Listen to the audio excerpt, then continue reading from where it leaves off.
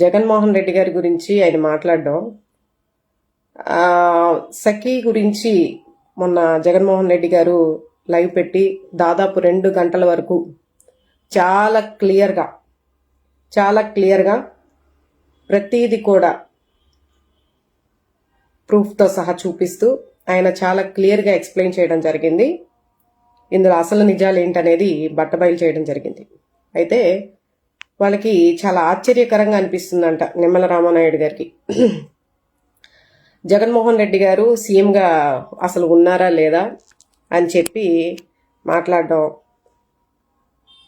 లేదా జగన్మోహన్ రెడ్డి గారు 2019 నుంచి 2024 వరకు సీఎంగా ఉన్నారా, లేదంటే భారతిరెడ్డి గారు సీఎంగా ఉన్నారా, సజ్జలా గారు సీఎంగా ఉన్నారా, పెద్దిరెడ్డి గారు సీఎంగా ఉన్నారా అని చెప్పేసి మాట్లాడడం జరుగుతుంది. ఇప్పుడు జగన్మోహన్ రెడ్డి గారిని ఈ ప్రభుత్వం కూటమి ప్రభుత్వం వచ్చిన దగ్గర నుంచి కూడా ఏ విధంగా టార్గెట్ చేస్తున్నారు, కేవలం వీళ్ళ ఎజెండా ఏంటంటే జగన్మోహన్ రెడ్డి గారు అనే అతను ఉండకూడదు, అతను మళ్ళీ అధికారంలోకి రాకూడదు, వైఎస్ఆర్సీపీ పార్టీని నిర్వీర్యం చేయాలనే ఉద్దేశంతోనే ప్రతి ఒక్కరూ కూడా పనిచేస్తున్నట్టుంది తప్ప వాళ్ళు ప్రజలకి ఏదో మంచి చేద్దామనో, రాష్ట్రాన్ని అభివృద్ధి పరచాలనో, వాళ్ళు చెప్పినటువంటి సంక్షేమ పథకాలని అమలుపరచాలనో మటుకి లేదు అని స్పష్టంగా వాళ్ళు చేసే ప్రతి పనిలోనూ క్లియర్గా కనిపిస్తూనే ఉంది. అయితే మరి నిమ్మల రామానాయుడు గారు జగన్మోహన్ రెడ్డి గారిని ప్రశ్నిస్తూ ఉన్నారు కదా.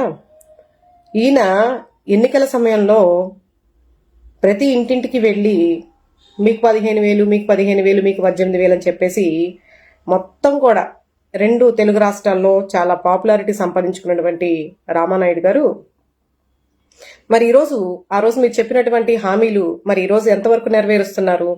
కనీసం ఎప్పుడు నెరవేరుస్తారన్న విషయమైనా మీరు ఎప్పుడైనా, మొన్న అసెంబ్లీ సమావేశాలు కూడా జరిగాయి రీసెంట్గా, మరి బడ్జెట్లో కూడా మీరు అది తీసుకురాలేదు కదా. ఎందుకు మాట చాటేస్తున్నారు? బల్లగుద్ది మరీ చెప్పారు కదా, ప్రతి ఒక్కరికి నమ్మపలికి ప్రతి ఒక్కరిని నమ్మించి మీకు 15,000 ఇస్తాం, ఎంతమంది పిల్లలు ఉంటే అంతమందికి 15,000 అని చెప్పారు, మహిళలకి 18,000 అని ఆశ చూపించారు.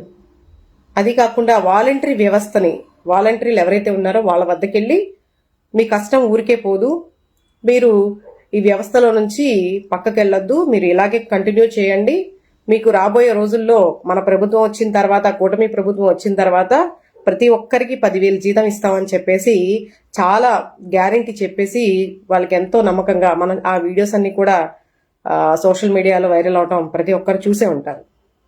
మరి ఈరోజు ఆ మాటలన్నీ ఏమైపోయినాయి? మీ మాటలన్నీ ఎక్కడికి వెళ్ళిపోయినాయి?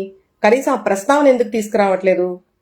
నేను బడ్జెట్లో కూడా, అసెంబ్లీ సమావేశంలో మీరు తీసుకొచ్చినటువంటి బడ్జెట్లో కూడా కనీసం తల్లికి వందనం అనే ప్రస్తావన ఎందుకు తీసుకురావట్లేదు? ఎప్పటి నుంచి అమలు చేస్తున్నారు? వీటి గురించి మాట్లాడేది లేదు, కానీ ఎప్పుడో జరిగిన దాని గురించి సంబంధం లేనటువంటి జగన్మోహన్ రెడ్డి గారిని ఏ విధంగా ఇరికించాలా అనేసి 6 months నుంచి కూడా లడ్డు వివాదం దగ్గర నుంచి, వరదలు, ఆ తర్వాత వైజాగ్ స్టీల్ ప్లాంట్ గురించి, నెక్స్ట్ మనకి గుడ్లవల్లేరు కాలేజ్లో జరిగినటువంటి హిడెన్ కెమెరాల గురించి, కానీ ప్రతిదీ డైవర్షన్ చేసుకుంటూ చివరికి ఫ్యామిలీని కూడా, జగన్మోహన్ రెడ్డి గారి ఫ్యామిలీని కూడా, వాళ్ళ ఫ్యామిలీ మెంబర్స్ అయినటువంటి షర్మిలమ్మ గారిని అలాగే విజయమ్మ గారి మీద కూడా సింపతి డ్రామాలు చూపిస్తూ, ఎప్పుడు లేని విధంగా వాళ్ళపైన సింపతి చూపిస్తూ, ఒక మహిళగా సెక్యూరిటీని ఇవ్వాలట. అంటే హోమ్ మినిస్టర్ గారైతే ఆంధ్ర రాష్ట్రంలో ఉన్నటువంటి మహిళల గురించి ఆమెకు అవసరం లేదు. ఎవరైతే ఇప్పుడు జగన్మోహన్ రెడ్డి గారికి యాంటీగా కొంచెం వాళ్ళేదో కుటుంబ సమస్యలతో బయటకు వచ్చి అది వాళ్ళు చర్చించుకుంటారు, వాళ్ళు దానికి పరిష్కారం ఏంటనేది వెతుక్కుంటారు. కానీ ఆవిడ స్పెషల్ కేరింగ్గా షర్మిల గారికి, అట్లాగే వివేకానంద రెడ్డి గారి వాళ్ళ కూతురికి విజయమ్మ గారికి స్పెషల్గా కేరింగ్ తీసుకుంటానని చెప్పేసి కూడా అసెంబ్లీలో చెప్పడం జరిగింది. మరి ఆంధ్ర రాష్ట్రంలో ఎంతోమంది మహిళలు ఉన్నారు, ఎంతోమంది నిర్భాగ్యులు ఉన్నారు, ఎంతోమంది నష్టపోయిన వాళ్ళు ఉన్నారు, ఎంతోమంది మహిళలు ఎదురు చూస్తూ ఉన్నారు. ఇప్పుడు మీరు ఇచ్చే హామీలు ఎప్పుడు వస్తాయి, 15,000 ఎప్పుడు వస్తుంది, 18,000 ఎప్పుడు వస్తుంది అని చెప్పేసి ఎదురు చూస్తూ ఉన్నారు. అట్లాగే మహిళలపైన దాడులు జరిగిన మహిళలు చాలా మంది ఉన్నారు. వాళ్ళందరికీ న్యాయం చేయాల్సిన అవసరం, బాధ్యత ఎంతైనా మీకుంది. కానీ అవన్నీ పట్టవన్నమాట. కేవలం జగన్మోహన్ రెడ్డి గారికి సంబంధించింది అది ఏదైనా సరే చివరికి వాళ్ళ కుటుంబంలో కూడా ఇన్వాల్వ్ అయిపోయి వాళ్ళకి రక్షణ భద్రత కల్పిస్తారట. చూడ్డానికి వినడానికి ఏమన్నా బాగుందా అండి? ఇది చేయవలసిన బాధ్యత ఒకటి, చెప్పే మాటలు ఇంకోటి.